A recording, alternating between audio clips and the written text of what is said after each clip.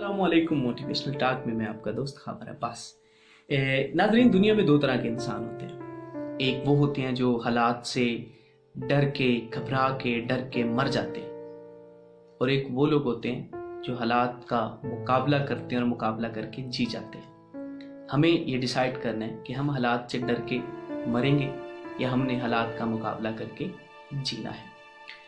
इंसान तभी आगे बढ़ता है जब वो अपने आप को मजबूत कर लेता है, जब उसके पास एक टारगेट होता है। और जब तक हमारे पास टारगेट नहीं होता हम आगे नहीं बढ़ सकते। फिर यहाँ पर आ जाता है कि तीन तरह के लोग होते हैं।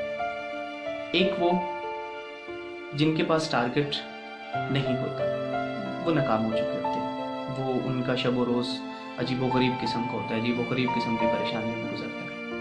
एक वो लोग होते हैं जिनके पास टारगेट होता है फिर भी वो नाकाम हो जाते हैं।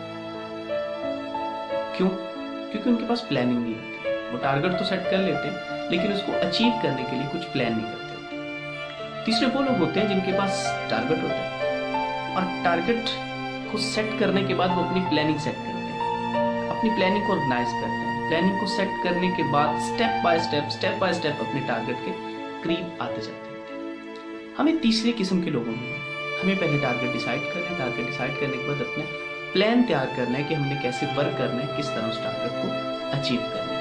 तो अपना टारगेट सेट करें। टारगेट सेट करने के बाद अपना प्लान बनाएं। प्लान बनाने के बाद उसको स्टेप बाय स्टेप उस पर वर्क करना स्टार्ट करते हैं और इंशाअल्लाह अल्लाह ताला आपको ज़रूर कामयाब करेंगे।